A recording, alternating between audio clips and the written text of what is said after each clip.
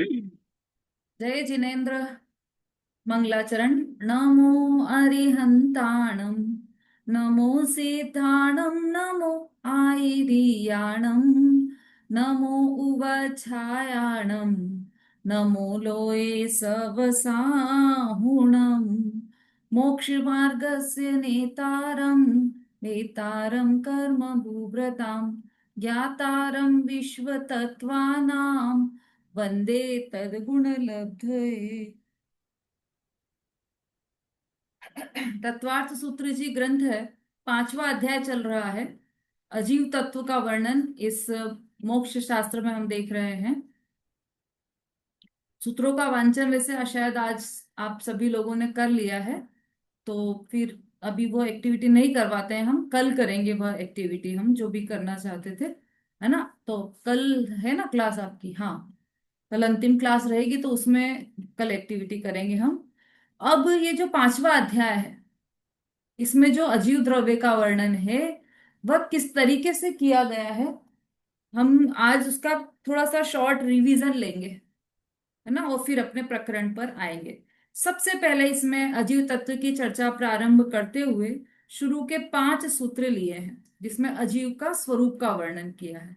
अजीव का या धर्माधर्माकाश पुद्गला, मतलब धर्म अधर्म आकाश और पुद्गल ये अजीव है और काय है। फिर द्रव्याणी, ये सब द्रव्य भी है, ये जो धर्म अधर्म आकाश काल है ये सब द्रव्य भी है। जीवाश्च, जीव भी द्रव्य है।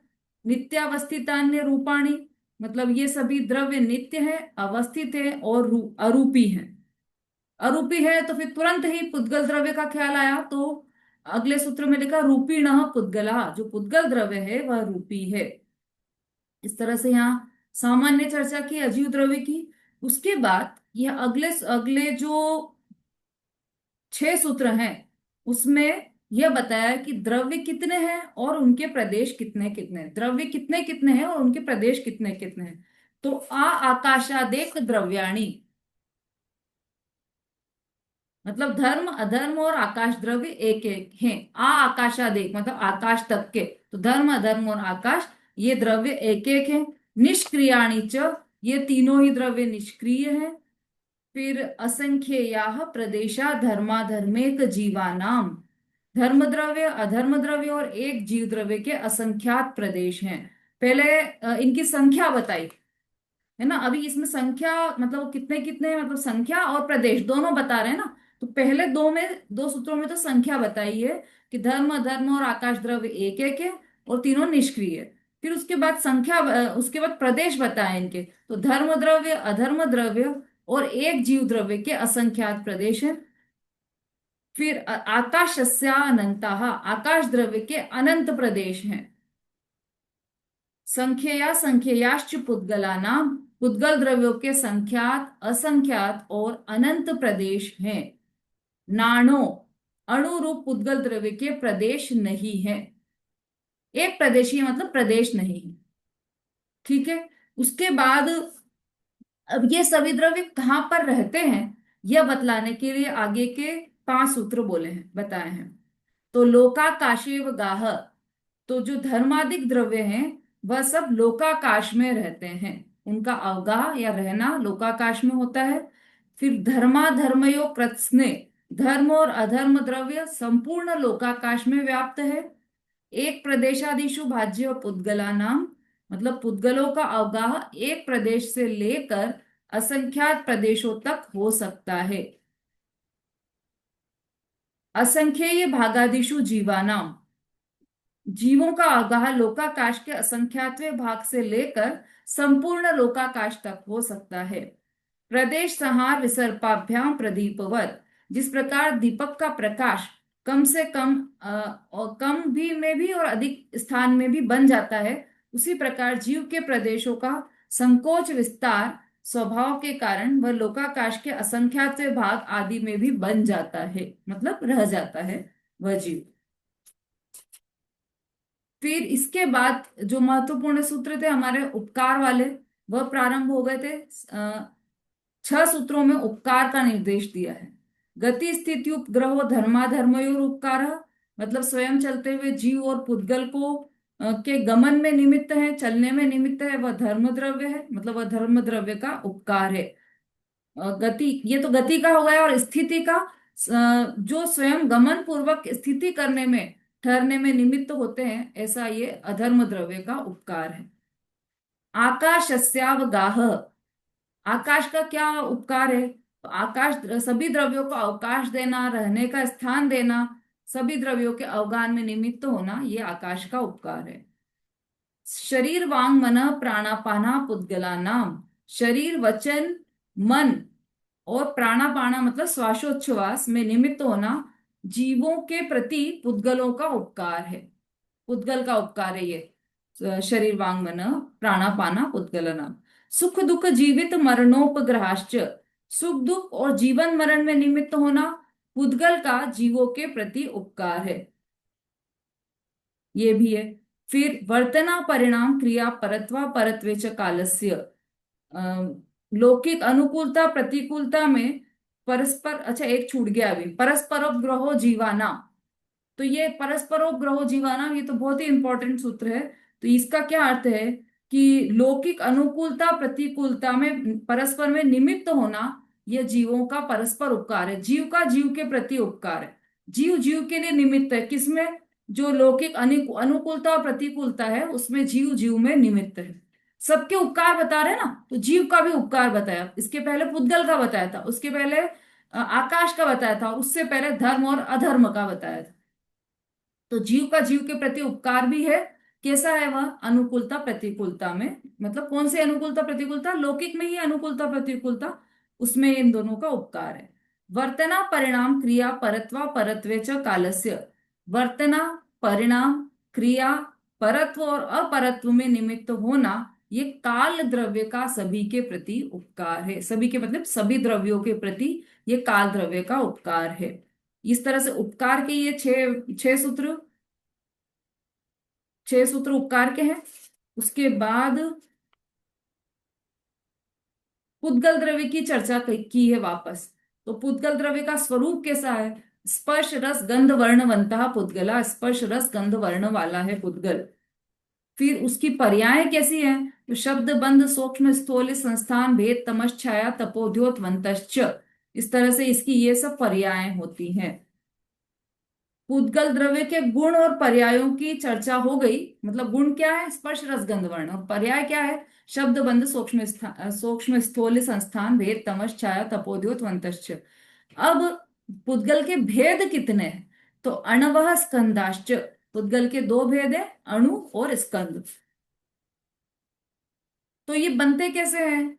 अणु और स्कंद कौन कौन बनाता है? उसकी उत्पत्ति का क्या नियम है, यह बता रहे हैं। तो भेद संघातेभ्यो उत्पद्यन्ते, मतलब भेद से, संघात से और भेद संघात से स्कंद उत्पन्न होते हैं। तो अणु कैसे उत्पन्न होते हैं? अणु की भेदाद अणु, अणु की उत्पत्ति स्कंदों के टूटने से होती है, संघात से नहीं होती, मिलने से नहीं होती, टूटने से होती है। कोई स्कंद है और वह जब टूटता है तब अणु बनता है। कोई दूसरे दो स्कंद आकर मिल जाएंगे तो अणु नहीं बनेगा। अणु कब बनेगा? भेद से ही बनेगा, टूटने से ही बनेगा। तो इस तरह से अणु और स्कंद कैसे उत्पन्न हुए, यह दो सूत्रों में बताया।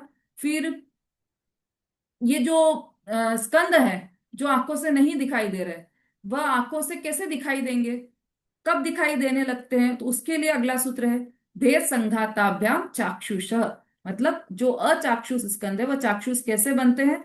तो भेद और संघात दोनों से स्कंद चाक्षुष बनता है, मतलब चक्षु इंद्रिय का विषय होता है। ये इतनी सब पुद्गलों की चर्चा चल रही थी। और फिर बीच में यहाँ पर द्रव्य की चर्चा की है।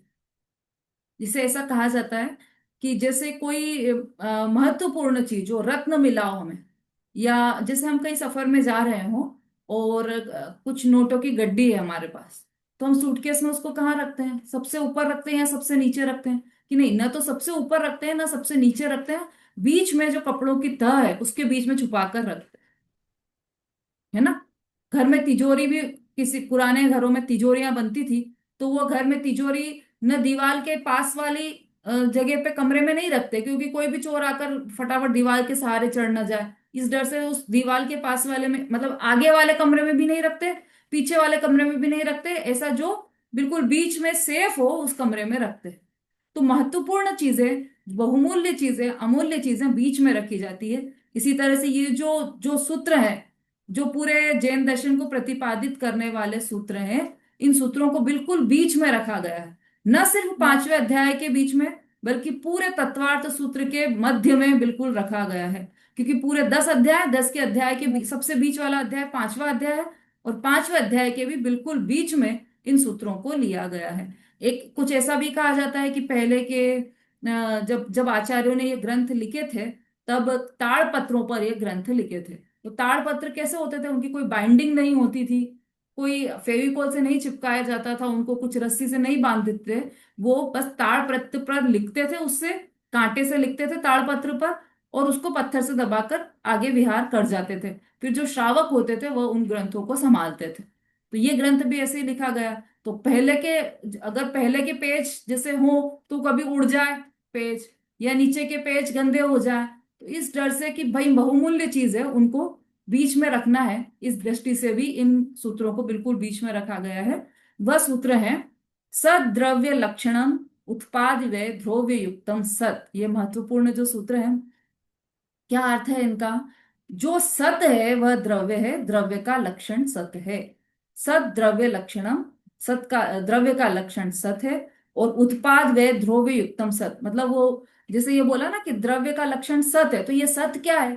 तो उत्पाद व ध्रुव्य युक्तम सत, जो उत्पाद व और ध्रुव्य से युक्त है वह सत है। इसकी डिटेल में चर्चा बहुत अच्छी तरह से चल गई है हमारी। क्या होता है सत, क्या होता है उत्पाद, क्या होता है व्यय, ध्रुव्य क्या होता है, खूब अच्छी तरह से उदाहरणों से हमने समझ लिया है इसको। उसके बाद तद्भावा व्ययम नित्यम,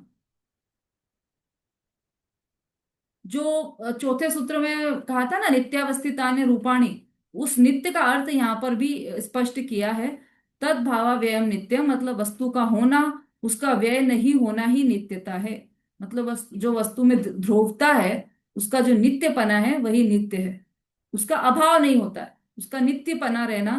मतलब इस सूत्र में ये सिद्ध करना चाहते हैं कि प्रत्येक द्रव्य टिक कर भी बदलता रहता है और बदल कर भी टिका रहता है, ये उसका नित्यपना है। फिर उसके बाद ये जो वस्तु में नित्यपना, अनित्यपना, उत्पादपना, उत्पाद व्ययपना, ध्रुवीपना, ये जो हमें दिखाई देता है, तो ये एक ही वस्तु में दो विरोधी विरोधी चीजें हैं। तो इस तरह से वस्तु को कैसे सिद्ध किया जाएगा? तो उसके लिए सूत्र दिया है अर्पिता नर्पित सिद्धे, मतलब मुख्यता और गौण की अपेक्षा से, मुख्य को अर्पित और गौण को अनर्पित कहते हैं। इस तरह से मुख्यता और गौणता की अपेक्षा से एक ही वस्तु में परस्पर विरुद्ध प्रतिभासित होने वाले दो धर्मों का अस्तित्व सिद्ध होता है। एक एक अंश को मुख्य करके और दूसरे अंश को गौण करके ये पूरी बात कही जाती है। वस्तु मतलब वस्तु में अनेकांतात्मक की सिद्धि होती है। अनेकांत रूपी जो धर्म है वस्तु में, मतलब जैसे नित्य अनित्य रूप अनेकांत धर्म है, तो वो सिद्ध कैसे होगा? कि उत्पाद व्यय को गौण किया और ध्रुव को मुख्य किया, तो उसमें उत्पाद व्यय तो हो गए गौण, उनका अभाव नहीं हुआ है, गौण किए हैं, और ध्रुव को मुख्य कर दिया। तो इस तरह से ध्रुव की चर्चा की। जब उत्पाद व्यय की चर्चा करेंगे तो ध्रुव को गौण कर देंगे और उत्पाद व्यय को मुख्य कर देंगे। गौण करना और मुख्य करना ये एक बहुत बड़ी कला है।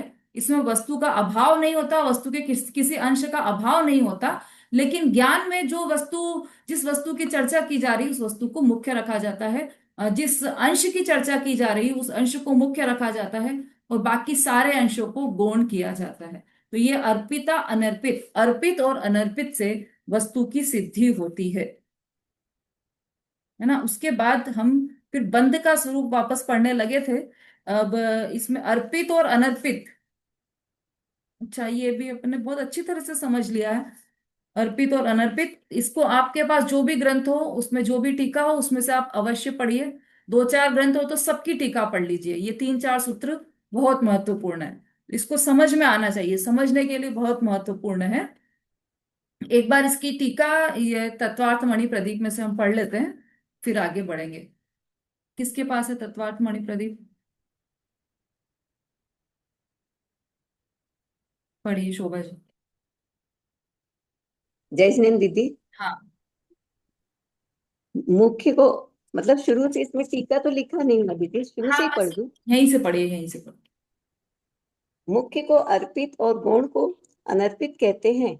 इस मुख्यता और गौणता की अपेक्षा ही एक वस्तु में परस्पर विरुद्ध प्रतीत होने वाले दो धर्मों का अस्तित्व सिद्ध होता है।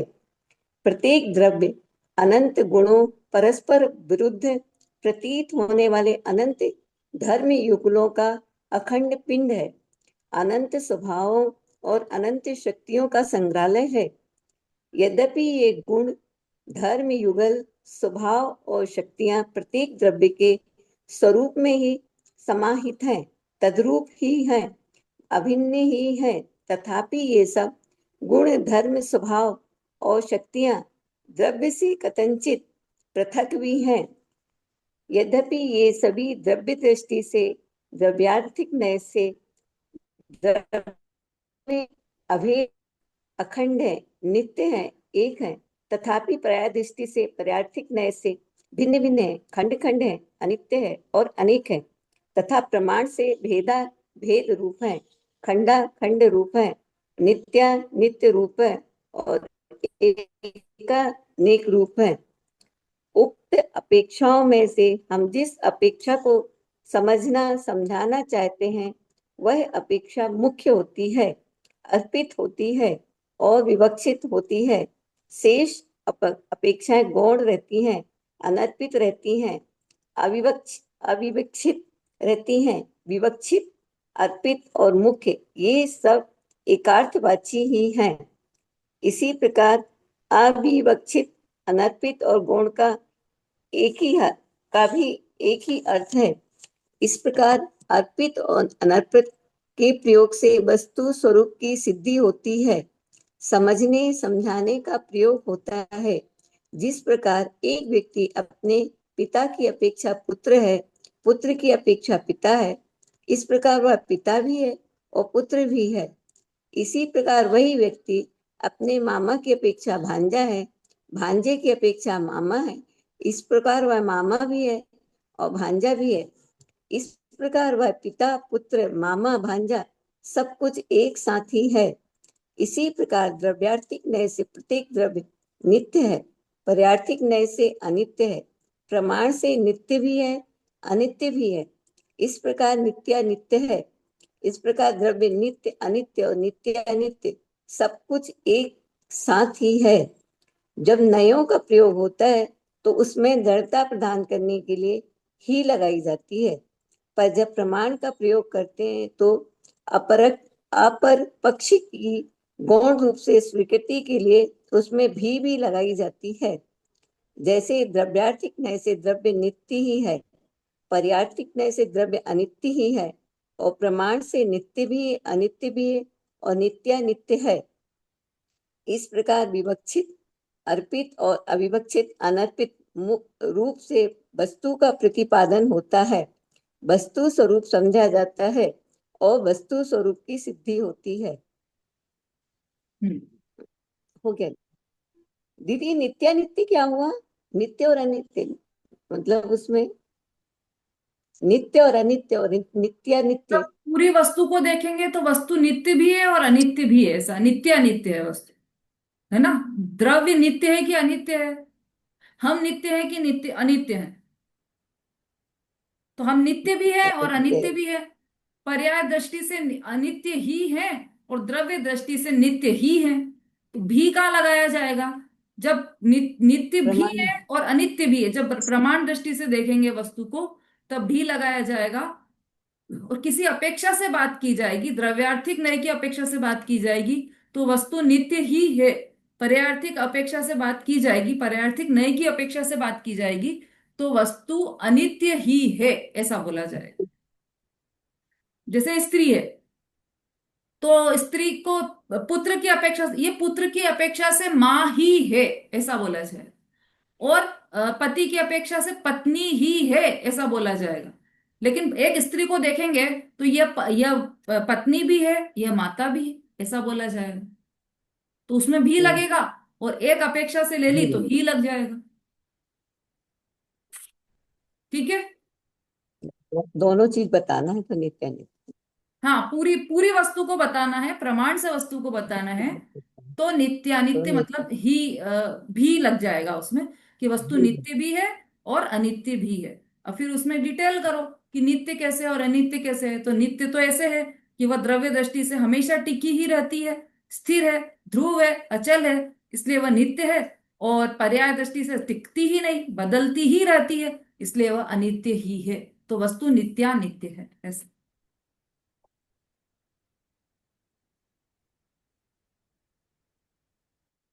बहुत सरल भाषा में लिखा है, सबको अच्छी तरह से समझ में आ गया होगा, क्योंकि उदाहरण भी खूब अच्छे सारे दिए हैं इसमें। ठीक है, अब आगे बढ़ रहे हैं हम। अब वापस यहाँ पर ये जो मुख्य सूत्र थे उनका वर्णन करने के बाद आचार्य उमा स्वामी वापस आगे बढ़ते हुए उन्होंने पुनः रुख किया है अपना पुद्गल द्रव्य की ओर। अजीव तत्व का वर्णन कर रहे थे ना, उसमें पुद्गल द्रव्य का वर्णन कर रहे हैं। पुद्गल द्रव्य में परमाणु का स्कंध रूप बंध किस प्रकार होता है, यह स्पष्ट करने के लिए उन्होंने सूत्र दिए हैं। तो कल हमने 33वां सूत्र पढ़ा था। अब ये 33, 34, 35, 36, 37 5 सूत्रों का एक समूह है।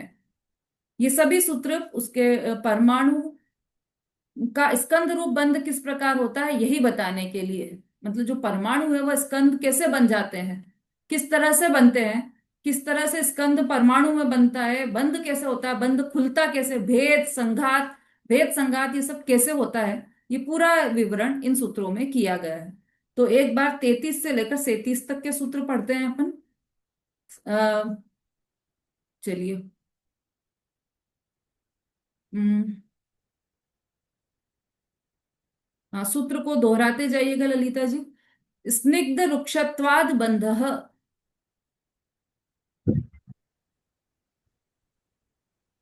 बोलो, स्निग्ध वृक्षात्मक बंध न जघन्य गुणा नाम गुण सम्य सदृश्य नाम द्वैधिकाद्य गुणा नाम तु बंधे अधिक परिणामी च।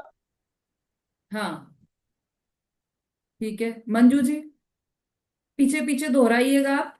स्निग्ध रुक्षत्वाद बंध स्निग्ध रुक्षत्वाद बंध न जघन्य गुणानाम न जघन्य गुणानाम गुण साम्ये सदृशानाम गुण साम्ये सदृशानाम द्वैधिकादि गुणानाम तु द्वैधिकादि गुणानाम तु बंधेधिको पारिणामिको च।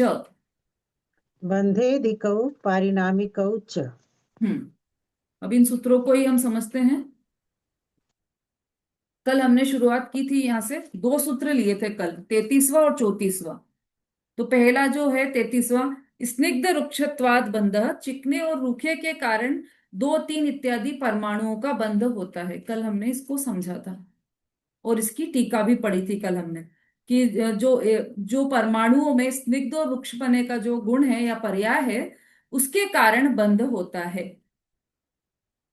ठीक है, ये तो समझ में आ गया था कल सबको।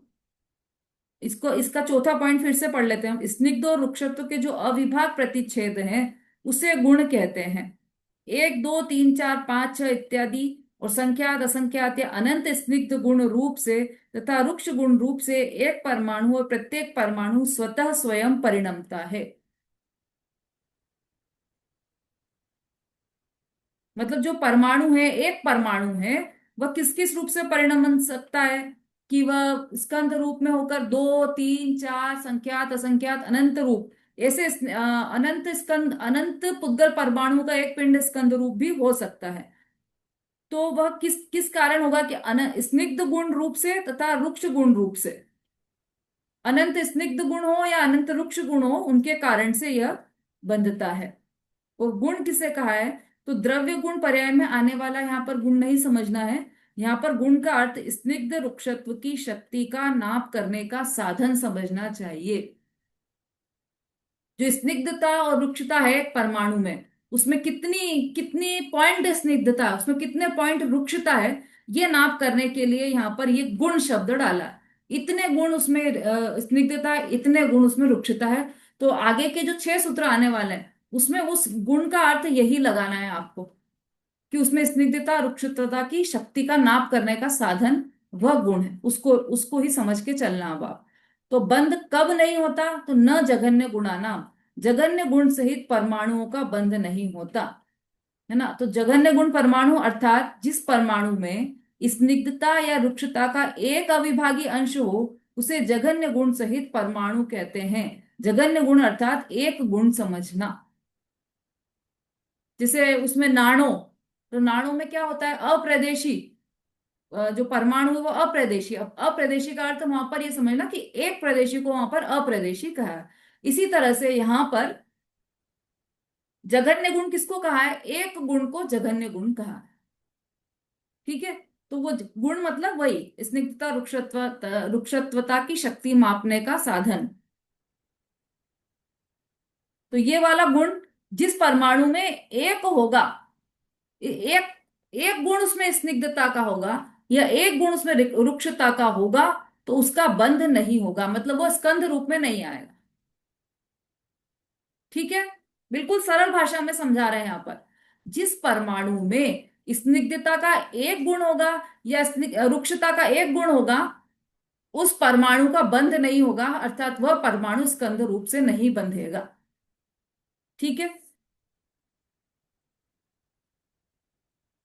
हाँ, प्रश्न है क्या किसी का कुछ? चलिए। परम चैत ये भी कल पढ़ लिया था अपन ने, दूसरा पॉइंट इसमें भी यही बताया था कि कर्म के साथ बंध नहीं होता। उसी प्रकार जिस परमाणु में जघन्य स्निग्ध या रुक्षता होती है, उसके किसी के साथ बंध नहीं होता। यही बात यहाँ पर समझा रहे हैं।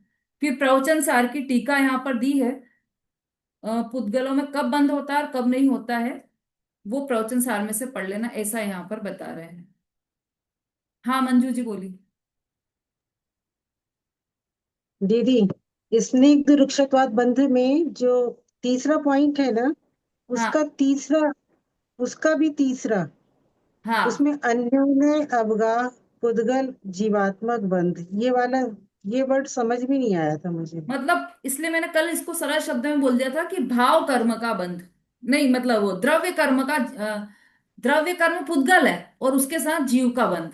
अन्योन्य अवगाह मतलब अन्य अन्य अवगाहना है ना, पुद्गल और जीव की दोनों अन्य अन्य हैं, तो उनका भी बंध हो जाता है। पुद्गल का जीव के साथ, जीव का पुद्गल के साथ बंध होता है। उस बंध की बात यहाँ पर की। तो कौन से पुद्गल का जीव के साथ बंध होता है? तो वही द्रव्य कर्म का जीव के साथ बंध होता है। उस बंध की बात यहाँ पर की।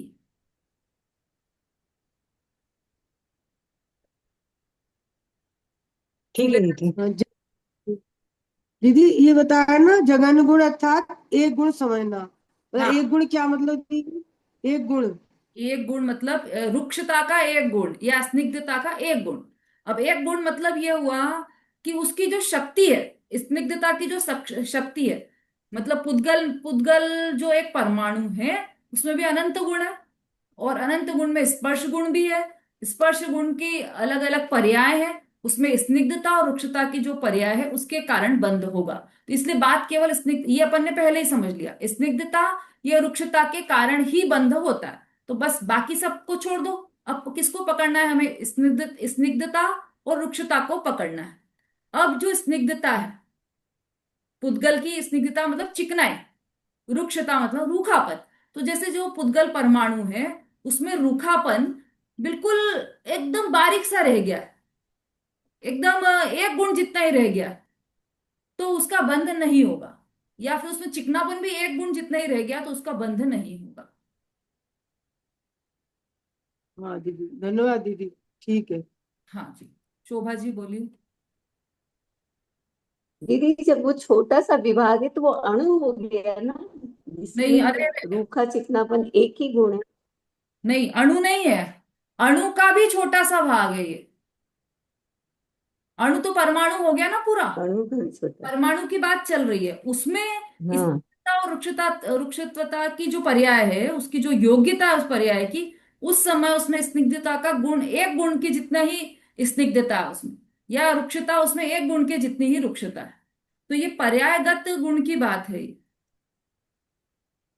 किसके? परमाणु के या अणु के। अणु का भी परमाणु के। एक अंश होगा ना, अणु। अविभाज्य प्रतिच्छेद, मतलब उसकी जो पर्याय है वह। हाँ बोलिए नंदिता जी। जय जिनेन्द्र। आपने बताया कि एक स्निग्ध और एक रुक्ष से बंध नहीं होगा, हम्म तो फिर मतलब वो बंध जो इससे पहले वाले पॉइंट में था, तो वो फिर कब होगा? मतलब एक एक से आप कह रहे हैं कि नहीं होगा।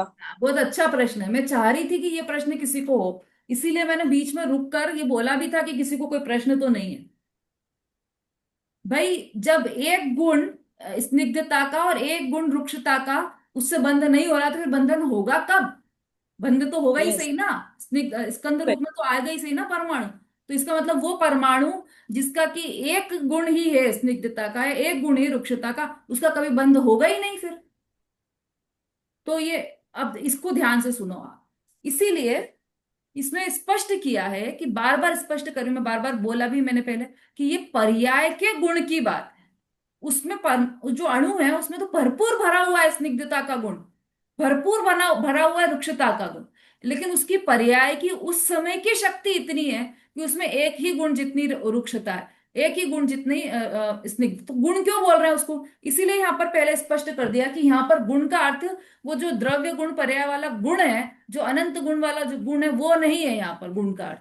उसकी पर्याय की योग्यता वाला गुण है यहाँ, है ना। देखो क्या लिखा है, स्निग्ध रुक्षत्व की शक्ति का नाप करने का साधन है कि उस समय उसमें स्निग्धता की रुक्षता की कितनी शक्ति है उस समय की, वह नाप करने का साधन, उसको गुण बोला। तो एक गुण जितनी शक्ति है तो वो नहीं बंधेगा, लेकिन वो फिर बढ़ेगा, बढ़ भी सकता है ना। कम तो क्या होगा, एक गुण से तो कम होगा ही नहीं, बढ़ेगा। तो फिर 3 4 गुण हुए, इतने गुण हुए, तब वो बंधेगा, वो तो चेंजेबल है। अंतर पर्याय में। हाँ, और चेंजेबल है, पर्याय है ना, इसलिए चेंज है, चेंज होगा, हाँ। गुण ऊपर नीचे होगा। यदि ये द्रव्य का ही एक गुण हो जाता स्निग्धता का, तो फिर वो कभी बंधता ही नहीं, एक गुण ही रुक रहता। लेकिन परिणमन तो प्रति समय चेंज हो रहा है उसमें, प्रति समय परिणमन हो रहा है, और वस्तु में प्रति समय परिणमन हो रहा है, तो उसमें चेंज भी आ रहा है। तो वो जैसे, इसीलिए ज्ञान का उदाहरण लिया था कल हमने कि क्षयोक्षम ज्ञान, मतलब ज्ञान किसी के बहुत कम रह गया, किसी के केवल ज्ञान हो गया, लेकिन दोनों स्थिति में ज्ञान बना हुआ है, तो वो ज्ञान गुण का नाश नहीं हुआ। ऐसे ही परमाणु में रुक्षता और स्निग्धता कम हो गई, ज्यादा हो गई, तो ये पर्याय की उसकी विशेषता हुई। केवल जिसको जो ज्ञान है, निगोदिया को जो ज्ञान है, तो वो द्रव्य गुण वाला द्रव्य गुण पर्याय वाला ज्ञान है, या द्रव्य जो गुण है वह गुण कौन सा वाला है, जो पर्याय की जो शक्ति है ना। कि अभी निगोदिया की तो इतनी शक्ति है, जैसे शिवभूति मुनिराज, उसका उनको इतनी शक्ति थी उस समय उनके ज्ञान की कि ये अभी इतना ही जान सकते हैं, बस इससे ज्यादा नहीं जान पाते हैं। निगोदिया की भी कम जानने की शक्ति हो, तो वो उसको शक्ति बोला। लेकिन किसकी शक्ति? पर्याय की शक्ति। उनके द्रव्य में जो गुण है उसकी तो अनंत शक्ति भरी पड़ी है, केवल